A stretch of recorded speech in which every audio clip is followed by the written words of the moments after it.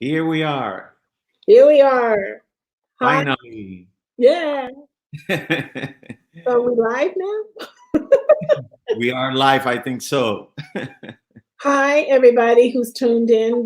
I'm Lowery Sims. I've had a long career in the art world, but my working relationship with Alexandre Arrechea started when I was the curator at the Museum of Arts and Design and curated an exhibition in 2010 called the Global Africa Project. And he had several projects in that. And we've collaborated on different projects since. I've written a lot on his work and I greatly admire it. And for those of you who are new to the work of Alex, we can introduce him by way of his initial association with the catalytic artist collective Los Carpinteros, who were based in Cuba. And at that time, he began to establish his relationship of forcing a rereading of ordinary objects in a way that could address political and personal interests. And as a way of introducing this, I wanted to remember something that my dear friend Jose Mapili did say to me when I was writing about Alex's Madison Avenue project. He was talking about contemporary architectural practice today. And he noted that today one finds few examples of architecture following a movement or a style. While the basic reference for form making is architecture, established architects tend to go off on their own to puncture the practice of architecture in strange ways. So, Alex, I hope we can start with the images of your work. You've created buildings on chairs, chairs as buildings. You have taken well known architectural monuments and coiled them in on themselves. You've created outsized ordinary objects. I think in your creativity, they approach traditions of fantastic architecture that goes back to maybe the Italian Piranesi working in the late 18th century. I just wondered, is the focus on inanimate objects rather than figures a way to make political statements that would escape immediate recognition, maybe? Absolutely. Well, I have to make a little bit of history here because it's important to mention a few events in the past that for me have triggered the work that I've been doing today. And I should start talking a little bit about those early days Hmm. in Trinidad, my hometown. I think for me, at the time, I was a very young art student. I think I was 12, 13 when I took a camera in my hands for the first time and start taking pictures of my city. But as part of the educational program at my school at the time, one of the things that we practiced was going out to the streets and start making drawings of the buildings that are in the city.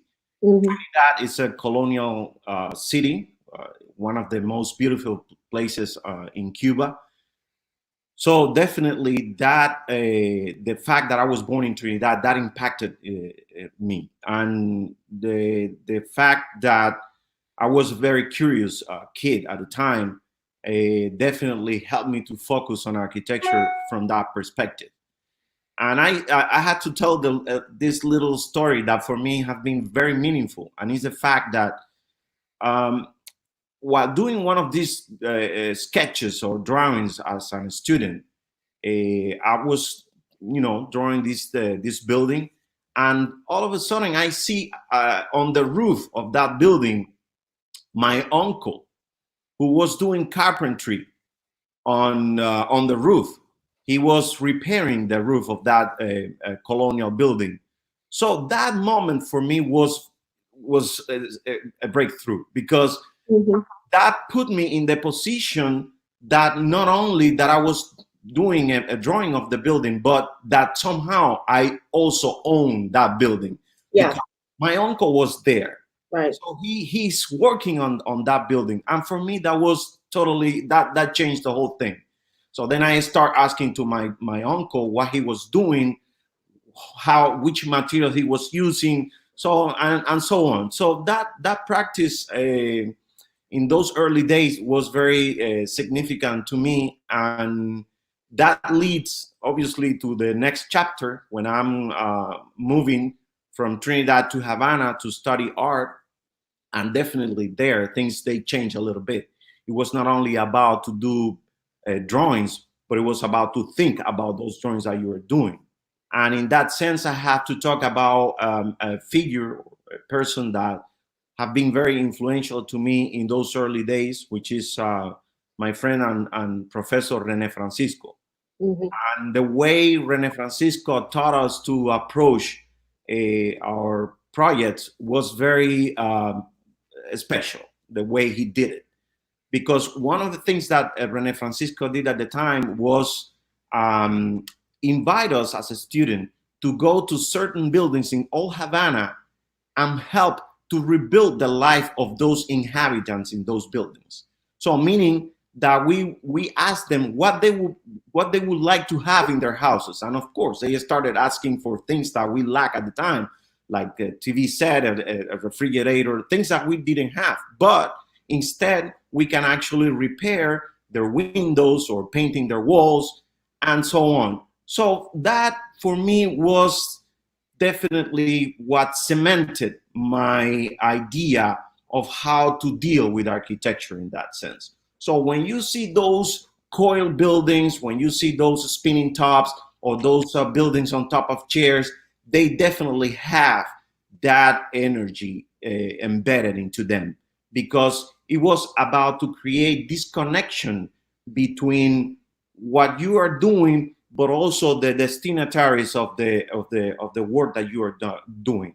So for me, there is definitely one of the things that I love with my work is to create this bond between what I do and and the surroundings. Mm-hmm. That where the people are. So it's important for me, that exchange between the two things.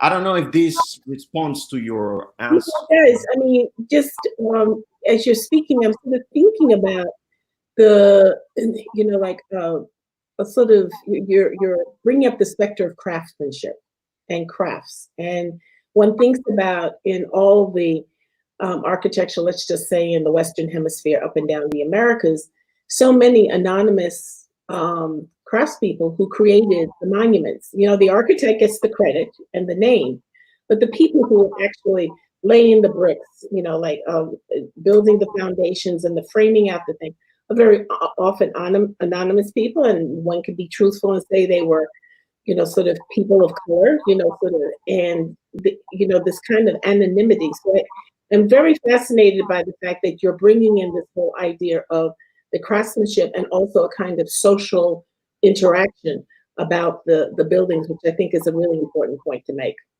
Absolutely, absolutely. I think it's and to mention something, on top of that brief history that I was doing. One of the things that Rene Francisco did to us at the time, and it's like you have to learn carpentry. Mm-hmm. You have to learn carpentry in order to really fulfill the needs of these people. So we were trained in the skills of carpentry. I mean, Los Carpinteros are because of that moment that we experienced with Rene Francisco. It's a result of that too. Right. So for us, it was important to understand the craft, the way things are done, right. Especially coming from Havana. You have a rich architecture in Havana, so detailed, and you want to grab all that and make it part of you. But the only way to make it part of you is to learn how to do it. Mm-hmm. And obviously we learn in the hard way, because we didn't went to a carpenter school or anything like that. But we learn, with people that were trained as carpenters and build buildings like the Capitol House in Cuba.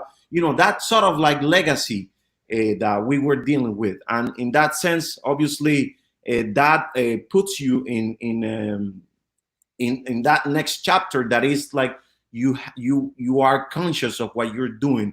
So this needs now to be told somehow. So that experience that we had learning carpentry at the time was, we shared that with the people, but in the sense of the practicality of the objects that we did at the time, because it was about to create objects that are useful, They are not only are meant to be shown in the gallery. And the fun part of this is that we shown those objects at the gallery because Rene, one of the things is like, well, we are doing this for the inhabitants of the buildings, but we had to take something for us too. So we are going to exhibit these objects at the gallery, and the owners, they are going to take them from the walls back to their houses. So that was magical. That was magical for me. And that has been my training. And that's why I always thanks a lot to Rene Francisco to teach me in that sense how things can be useful. And, you know, every approach that I do with my work, I'm always thinking in the outcome of that. So it is important to understand context. It is important to understand how people will relate to that. And of course, then you play your tricks, you know, because for instance, in the case of this particular piece, which is the Orange Street that now is on view, this piece was created in order to trap somehow the viewer, because this is a sort of like a piece that allude to a democratic object. It is a sort of a democratic object, but at the same time, in order to make it democratic, you had to break the rules that make basketball possible. So by breaking the rules, then you are creating chaos. So in that sense, you know, what at one point seems to be a very organic object, it also is also talking about some sort of like a chaotic situation. So in that sense, I definitely, and this picture was taken at the Bronx Museum.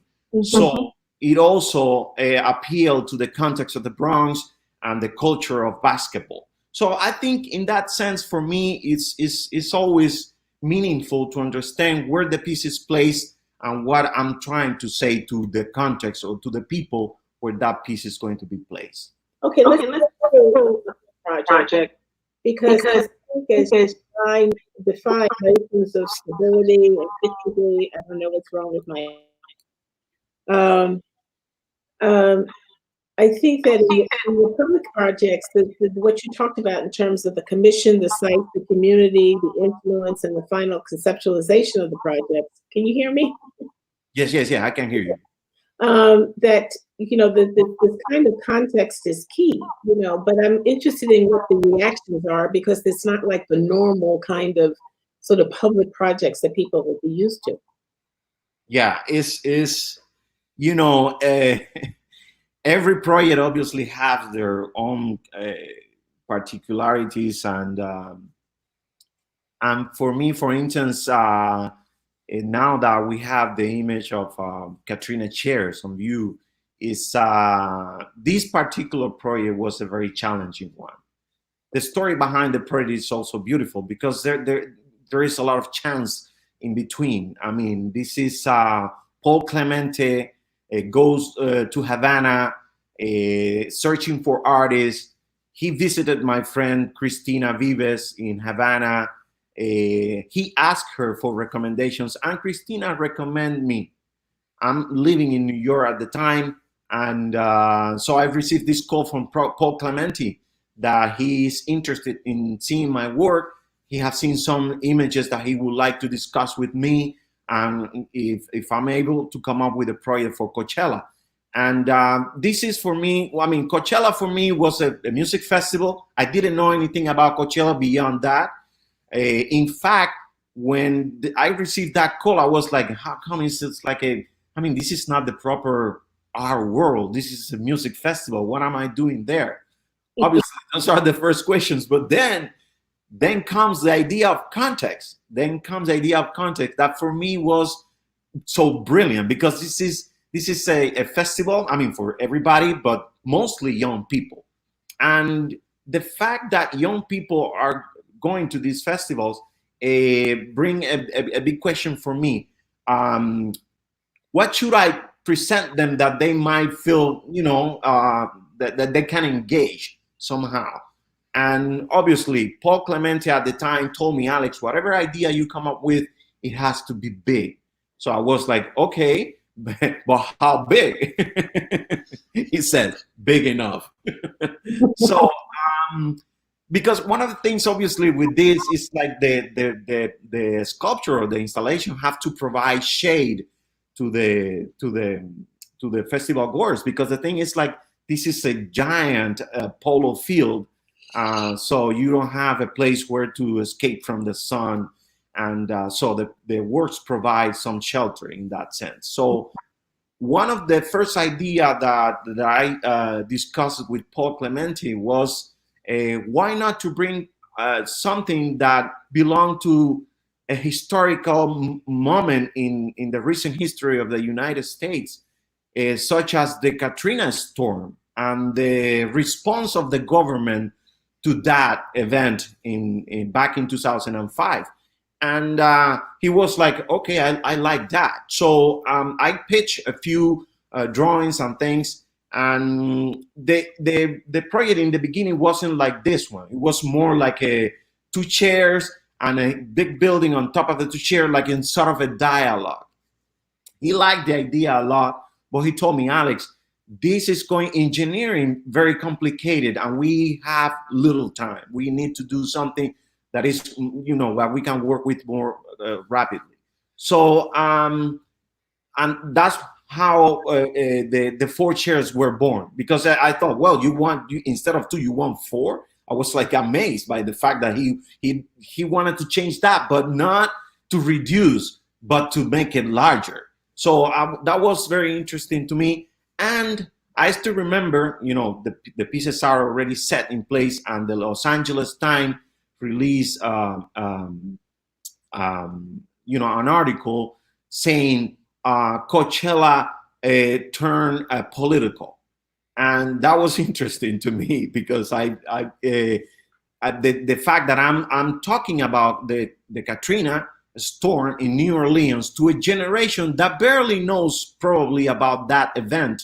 So that was very important, because making young people aware of this single event and all the consequences that brought to the countries in terms of what happened at the time, and the response, the slow response, the people who died because of the storm. And my response to that event is a very simple one. It's just setting a building on top of a chair. It's just as simple as it's something that is at your hand when you're trying to survive from something that is happening so quickly. So in that sense, for me, is this word particularly is the perfect bond between the context of the music festival, the young people, the historical event, and the way things can be shown. Obviously, even the color, the yellow chairs, because you want them to see the piece from whatever point of the polo field they are. So in that sense, is one of these particular projects that I'm very happy with in the outcome of what it meant, and also for the festival. One single detail, something that I never thought about it, is the fact that the second weekend of the festival, the chairs have been shown around the world, and the organizers told me your image have seen 1.4 billion times around the globe. So that for me was striking, because these are numbers that I never worked with, and this is something that is really meaningful to me and to any artist, obviously, to put your work out there in such a scale. I think that, when the smaller version of that thing of a building, the thing of a building on a chair, you have the work you call conspiracy. Yes. And, and when you see the version in Coachella, I mean, they really take on a kind of architectural, form. So it can almost be some kind of nouveau architectural style, because buildings now come in all sorts of different shapes and, absolutely. So I was wondering if this was your kind of conspiracy, for Coachella. I'm always trying to, it's like I always say, every work is just a door that you open. And in my case, I love to keep that doors open. I mean, in that sense, none of my work is finished. It's just I just unlocked something, and that something is leading me to the next chapter. So definitely, the piece that you're mentioning, conspiracy, that we exhibited at the Museum of Art and Design as part of your exhibition. At the time, I wanted to simply create that confusion that creates Right. what comes first, if the chair or the building. So and to play with that idea, now the chair holding the building as a result of the chair as the place of thinking, So there is a level of understanding my work, depending obviously of the period where they have been done. But definitely, I love to go back and so on. So it's for me definitely, the idea to keep in dialogue with what I have done and what I would be doing. So Right. it's something that remains open to me in that sense. No, I think it's really interesting because we always think of architecture as containing things. Yes. So it's interesting that things break out and then contain the architecture. It sort of like evens out the dialogue. Let's go into another project. Okay. So here we have a Black Sun. Black Sun is a piece that for the first time was shown in Thessaloniki during the biennial in Thessaloniki back in 2009. This project at the time was exhibited on this Byzantine wall. Mm-hmm. I remember Gabriela Salgado, who was one of the curators or organizers of the show. She told me, Alex, she saw the piece on my computer in Havana at the time, this pendulum like hitting the white space, and she told me, I have the perfect site for you. So she told me, I have this Byzantine wall that will be interesting to show your video on that wall. And definitely that brought beautiful thing to me. That is the fact that the piece doesn't necessarily means to be shown in a gallery on a wall. It can be shown anywhere. So the piece was shown on this wall, Byzantine walls, and create this dialogue with history. But then I don't remember who exactly saw the piece at the biennial, and then next year I have been invited to exhibit this piece in Times Square not at the NASDAQ screen. It's funny because this is a project that is organized by the Cuban Art Foundation at the time, and they brought me to Times Square, and they told me pick the screen that you would like to show this piece. And I was like, is that for real? Like that I can pick whatever I want? So I definitely picked NASDAQ. Remember that 2008 with the economic crash, Right. everything was upside down. And for me to choose NASDAQ as one of the, those institutions that relates to the economy was important, because it was not challenging NASDAQ. It's just to pay attention on this institution through this particular work. That is kind of a menace, because when you see the bouncing wrecking ball, and you haven't seen that hit the surface and bounce back, you feel like, what's gonna happen when this hit the surface? Well, actually nothing happens. It simply bounces back, and it becomes sort of like a plane with the building constantly, calling the attention on that particular structure. So in that sense, context arrived here just by chance, but it was a perfect timing for me to be talking in those terms when the economy is suffering during those years. And Black Sun for me definitely, like I always say in many other interviews, somehow opened me the doors for what is coming next. That next is the project for Park Avenue and Right. what happened in Park Avenue. So the project in Park Avenue, do we have, I don't know if we have slides for that or if they're right here. Oh, they're sort of a few slides forward. There we go. It just was like amazing, to sort of see all these kind of coiled, buildings, and referring to buildings that were around that you could see, what did you want to do, like in terms of like sort of coming to Park Avenue with these kinds of really surreal, manipulated architecture pieces? Yeah. Park Avenue, oh my God, what a challenge. I still remember making the decision of what I'm going to present to the Park Avenue board. And imagine, it's such a level of exposure that I never had before. So it comes with this tension that it creates on you that, wow, I mean, I can succeed, but I can actually, make it the worst decision of my life. Fortunately, in my belief, I think it was a good decision. The fact that I'm not only paying a tribute to the city of New York through my sculptures, but at the same time, there's definitely some of a subtle critique with these works.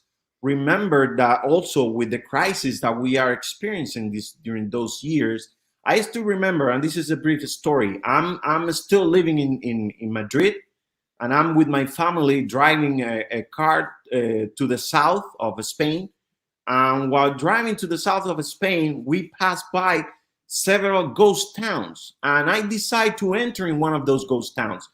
And ghost town, it means to me that these are a construction that stopped during the crisis period. So these are like beautiful, amazing condominium houses that are unfinished.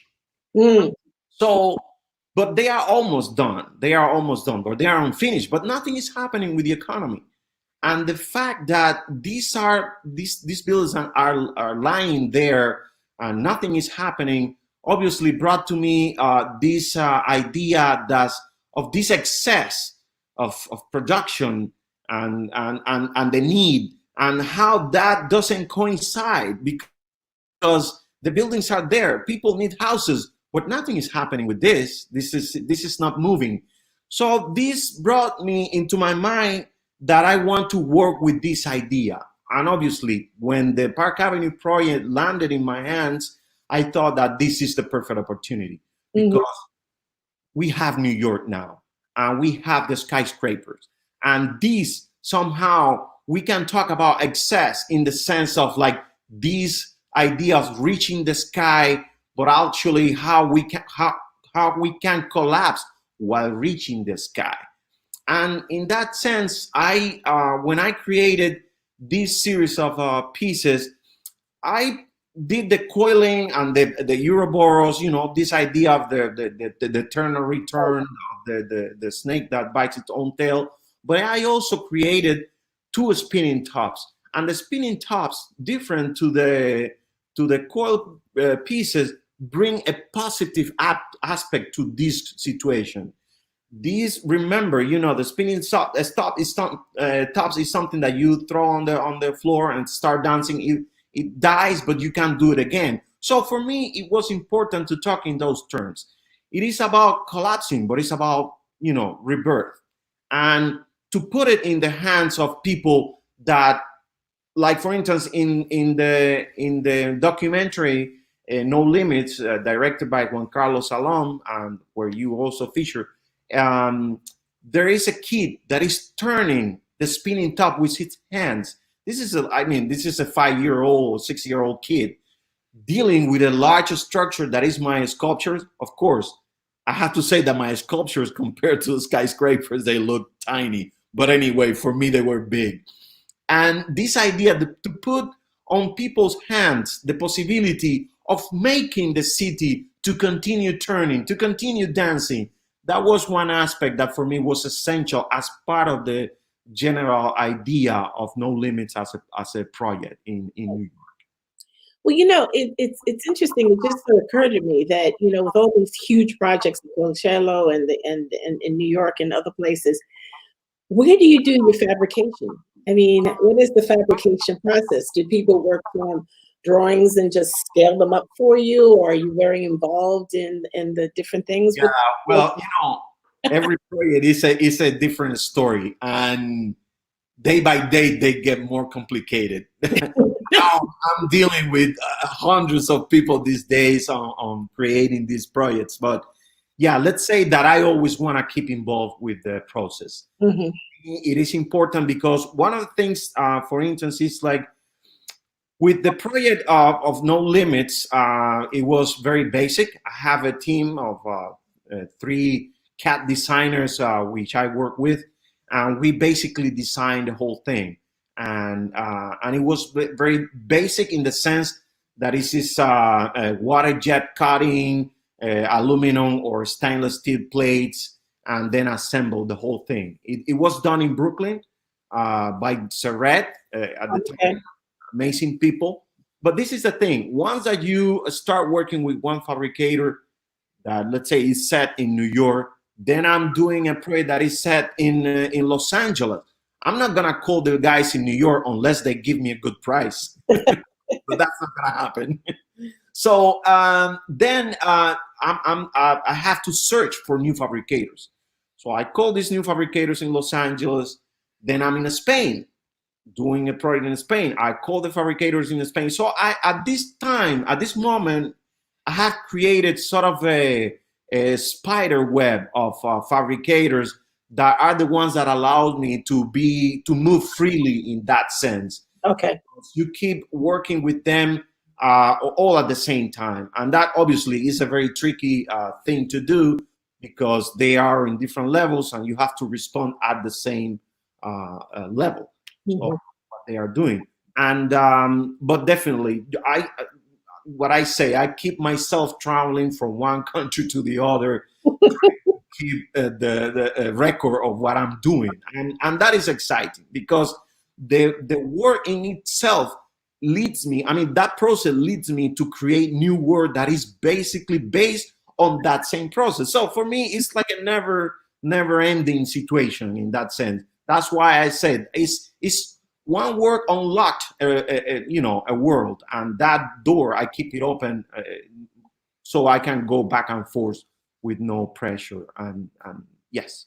Okay, I'm sort of looking at the clock, and I want to get to the more current work. So, if we can move to the images of architectural elements of 2004, the guy holding the pile of bricks. In our conversations, you talked about the fact that your recent work is a continuing dialogue, starting with works such as this and a White Corner of 2006. And I wanted to get to the Corner series of 2018-19, where architectural elements is assumed into mask-like form. So let's talk about that dialogue. Yes. Well, this series that started back in 2004 in Havana have been very key in the understanding of the recent work. There you can see Katrina chairs. There you can see also yes a conspiracy. There are this image is sort of a Rosetta Stone for me. It helps to unlock many of my work. But definitely, the piece is inspired in this book by this Cuban writer Alejo Carpentier, The City of Columns. And so he dedicates in this essay, how beautiful the architecture in Havana is, and the many types of columns and portals that Havana has. So based on that, I was inspiring, this is not the Havana that Carpentier knew. This is the new Havana with all the problems that we inherit and that we have.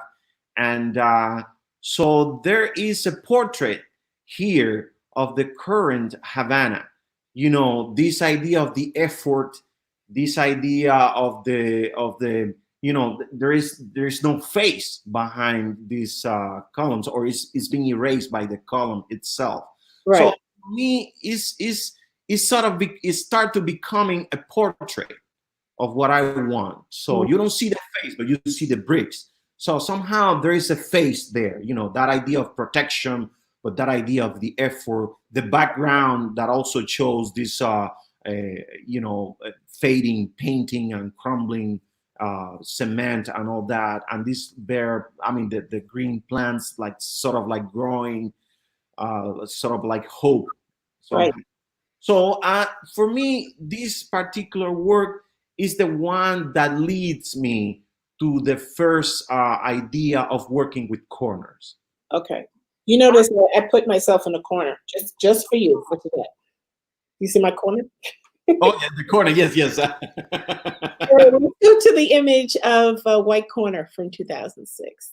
Yes, the corner, the white corner from 2006. Do we have image of that? Yes, we do. Okay. There we go. Yes, this particular installation that was exhibited in Havana for the first time at Galeria Havana is one of those works that actually is the first time that I'm dealing with personal issues, but at the same time trying to understand that in the context. These are when I did this piece, I already have 3 years that I split from Los Carpinteros. Mm-hmm. So I'm still wondering, who am I? Who am I and who I want to become? So those simple questions for me are the ones to lead to that confrontation that I was experiencing at the time. So this is all happening in my room. And it's funny because now that we are experiencing this situation with the COVID-19, we are all locked in our rooms. That piece was born in that situation. I'm in my room in Havana thinking who I am, who am I, what I want, what is the future for me, what is the future holding for me, etc. So I decide, okay, I'm going to do something with this. And this is the beautiful part of this. I want to do the confrontation, but I have these two objects that are leaning against the wall of my room. One is a machete, and the other one is a bat. The machete is a machete that I inherit from my great grandfather. So before he died, he told me, Alex, this is for you. This is something that is being in the family forever. And now I would like to pass this to you. So that for me was very, that was a moment. This is 1992 when he gave me that. So on the other hand, I have a bat that it was the gift of Dagoberto Rodríguez, my friend, who gave me that bat when I turned 30. So I have these two elements that somehow not only defines me, but defines the Cuban culture. You have the machete that is part of the movement of liberation back in 1895, and then you have the bat for baseball as a sport. So why not to put this in dialogue? So I'm holding them, the two of them. So beyond the fact that I'm trying to confront myself, I'm also putting history into that confrontation. So that for me is something that I really enjoy from that perspective. And the corner, that moment that divides the two, and you give to the viewer the opportunity to actually see what's happening in both sides. In my case, I don't see what's coming next, but the viewer knows exactly what it is.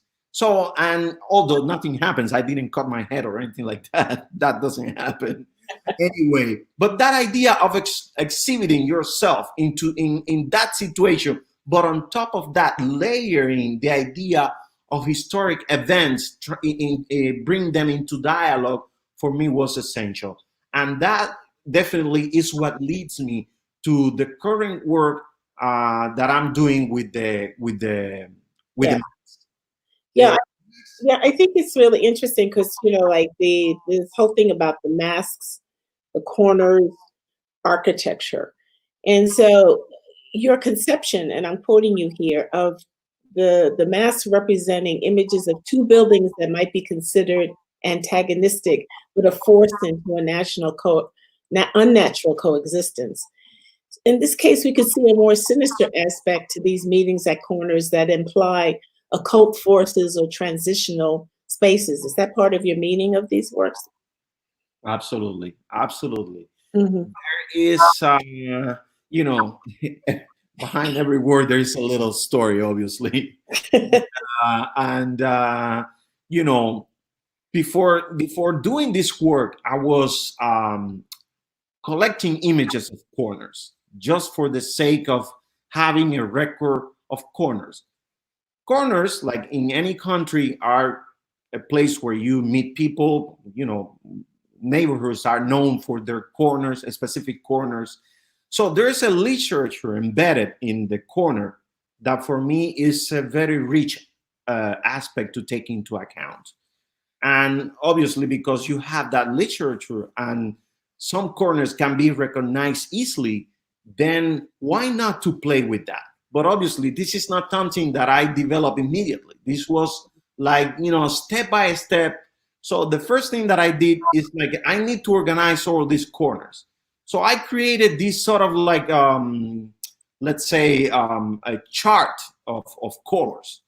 I don't know if we have a picture that we can show. I created this chart, picking the colors in order for me to understand the way I'm going to work with these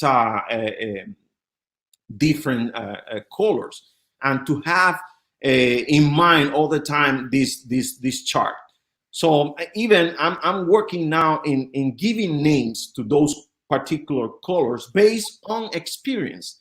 And this is something that is starting to play a big role in this series of the mask. The idea of color and experience. It's not about, like I explained sometime, color and how color can be explained through physics. Color can be also an experience.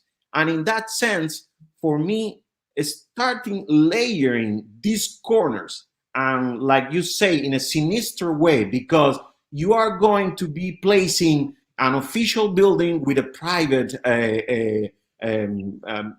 house, or a private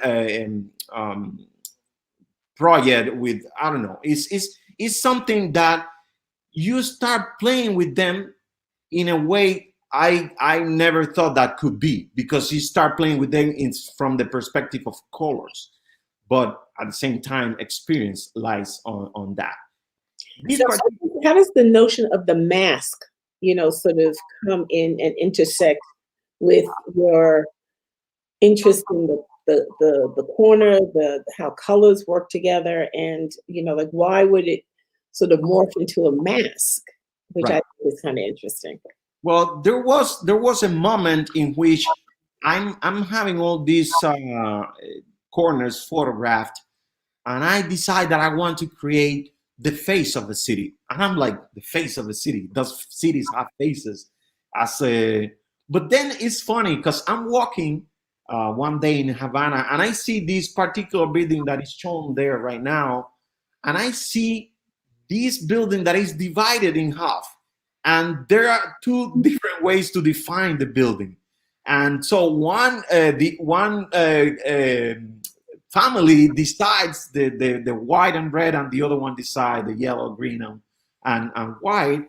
And then you see that there is definitely a fight happening there. Everyone have to impose their own view, and it's being there for everybody to see it.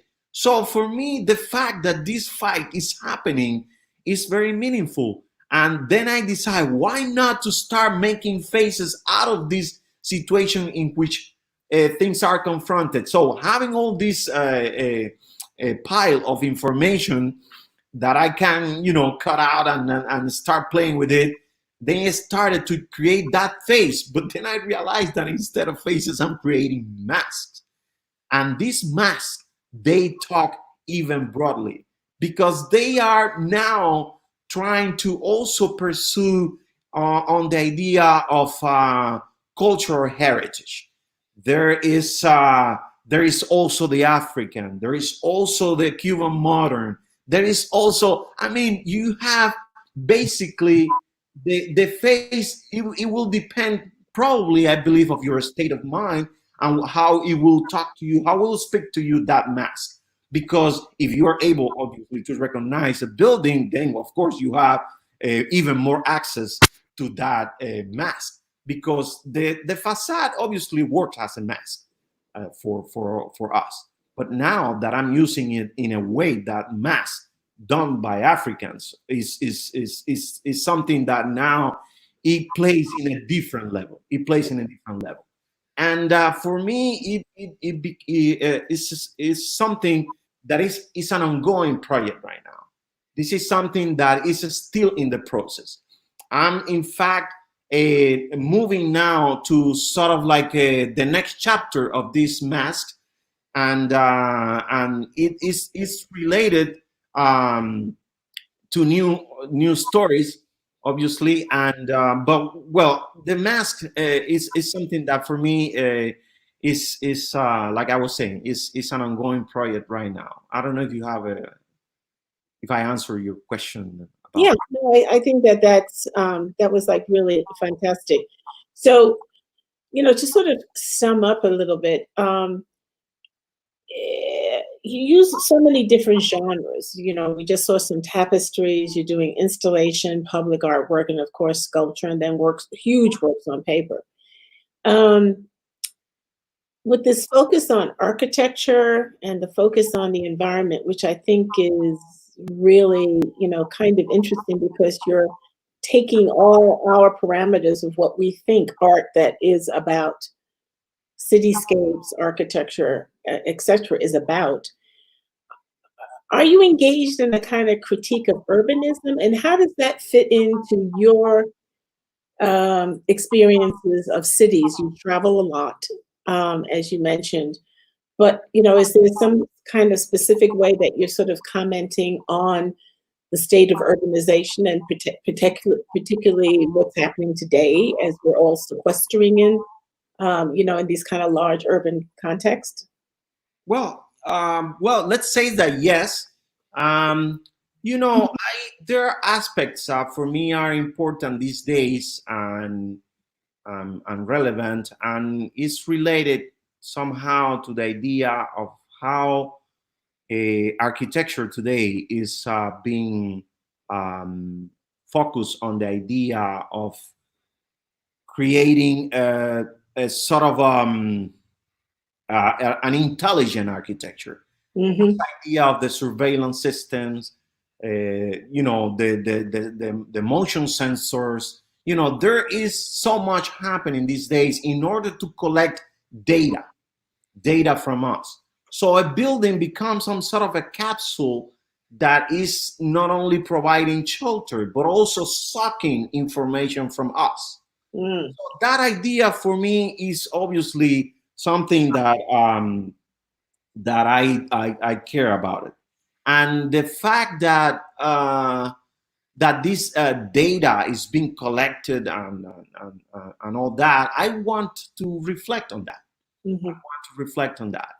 And the recent work that I'm doing somehow is switching this idea of the corner as an element that already is defined in my work into a new chapter.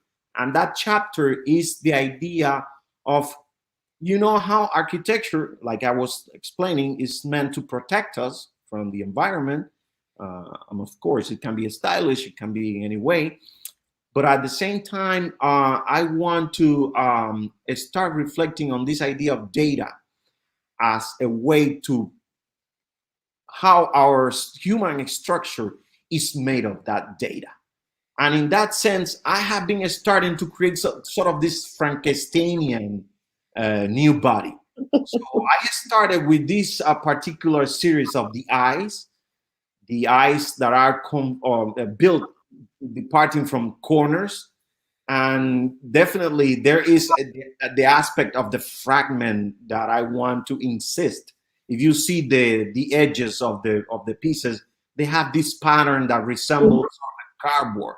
That for me is playing with this idea of making cutouts of some material, but in fact everything is made, everything is designed. So in that sense, I can talk about the design as a construct. I mean the fragment as a construction. It is totally fake. It is totally fake. So in that sense, this and I talked like Trump. Sorry. It wasn't my intention. Careful.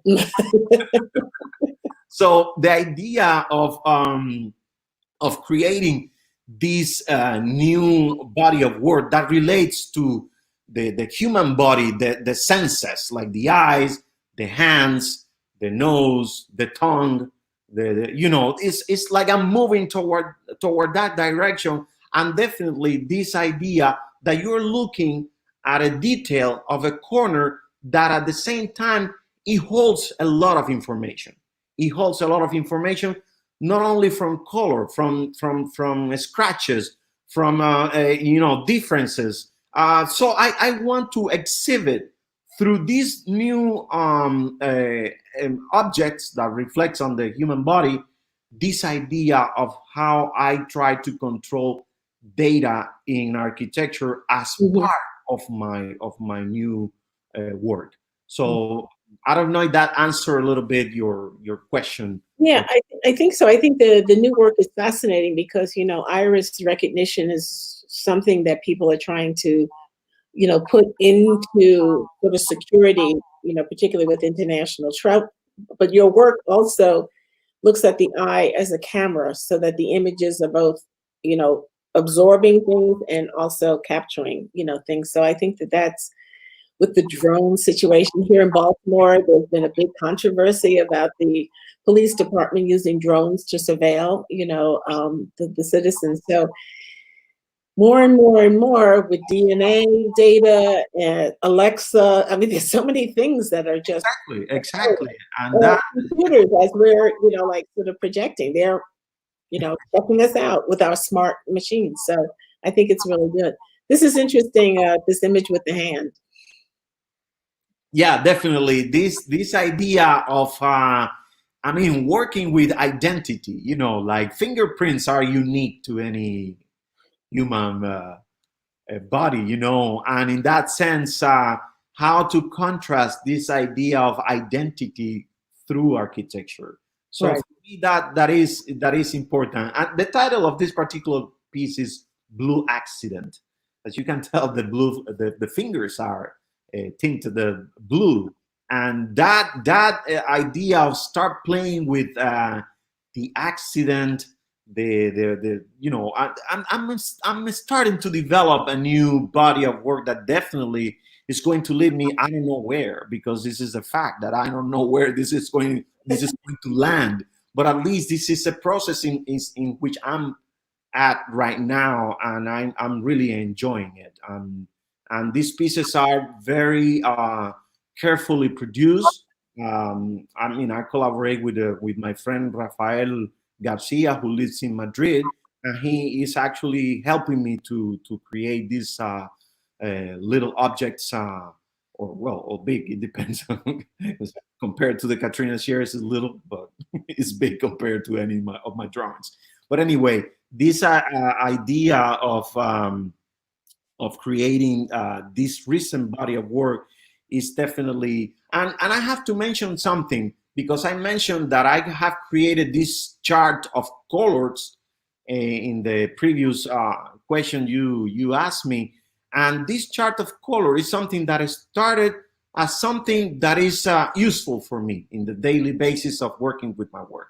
But then I realized that this is something that I can actually use as part of my work and exhibit it as well. So I'm trying to now start digging on the idea of creating these color charts based on this idea of the corner and the experience. And the names of those colors are going to be based on those specific corners, that specific situation. So it's giving color a new layer of understanding somehow from this perspective.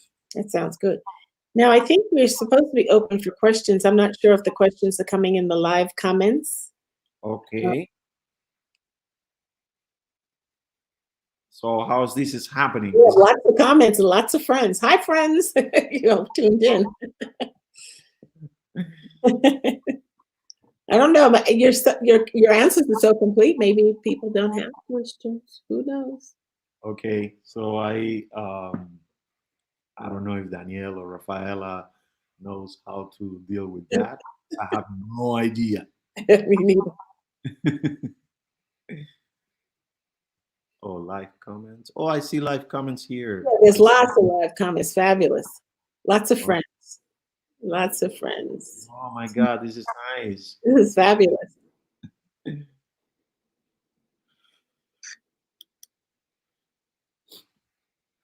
Okay, so Okay, well, we can say goodbye if that's it.